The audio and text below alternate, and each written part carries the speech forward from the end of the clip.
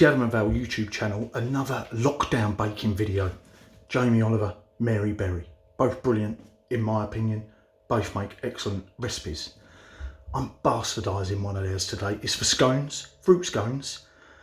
I've looked at Jamie Oliver's, I've looked at Mary Berry's. Jamie Oliver, a bit more rustic, Mary Berry, a bit more traditional. So I'm combining the both to see what we come out with. I've never made scones before, just like I haven't made all the other stuff that I've baked and probably won't ever again. However, it's something to do, something for you to watch. I've got no cameraman because he wanted to play Xbox again. So we'll see how I get on my own filming it and whatever. So here we go and let's see how they come out. So the ingredients in the bowl. We've got 450 grams self-raising flour, 2 level teaspoons baking powder.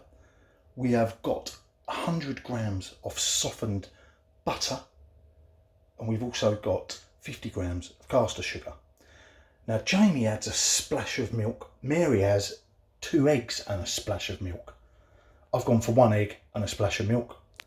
Plus some raisins soaked in orange juice, advised by Jamie. And that's pretty much it. This is all going to get breadcrumbed together.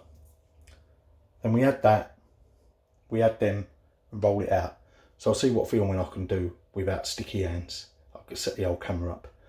But that's basically your ingredients. Butter, flour, sugar, bit of egg, bit of milk, raisins, optional. I will say, I mean this is getting into breadcrumbs now, the ratio of flour to butter seems to be very, very high. I mean 100 and however many grams, 100 grams of butter to 450 grams of flour, that's like 3 times, 4 times as much. And the breadcrumbs are totally different to the breadcrumbs we made for the rock cakes. But I suppose that's the difference in the recipe. Now Jamie said you can leave little blades of butter in there if you want, but I'm going for a finer breadcrumb. I'm quite sure that when we've had the milk and the egg, it will come together a bit firmer. It's weird that he didn't put eggs in, Mary Berry did. That's why I've gone for 1 and a splash of milk. This ain't a competition though, is it? Right, I'll see if I can stop that and get the eggs in to make it dough.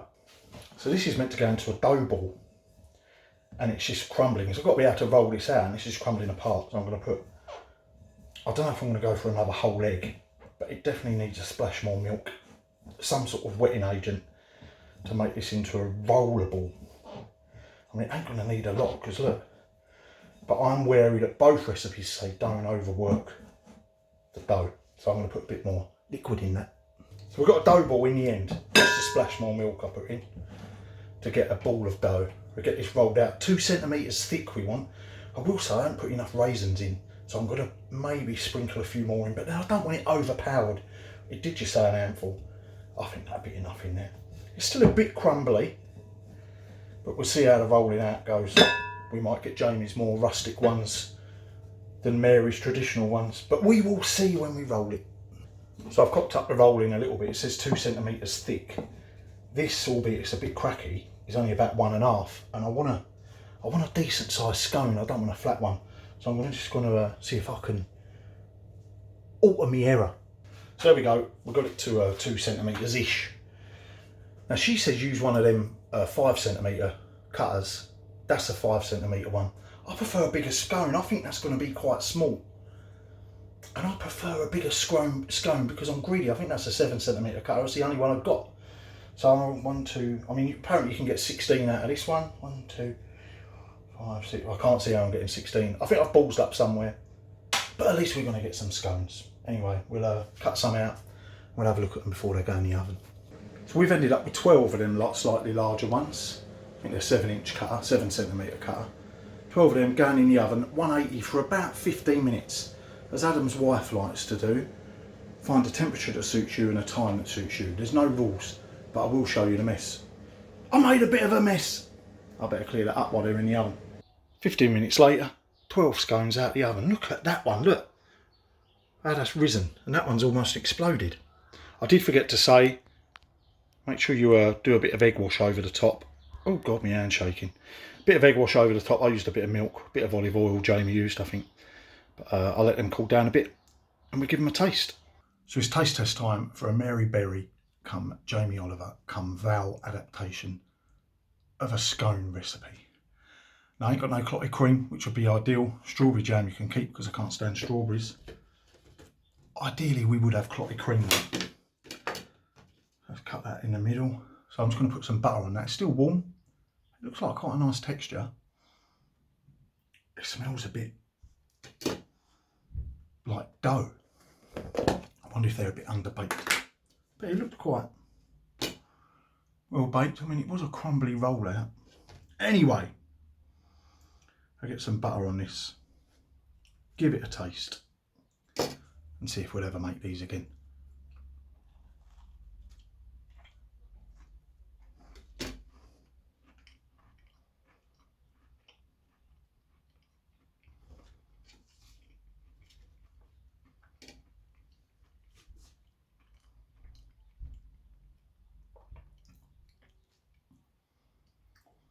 I've got to be honest, I do think I've ballsed the recipe up a little bit, but they don't taste of a lot.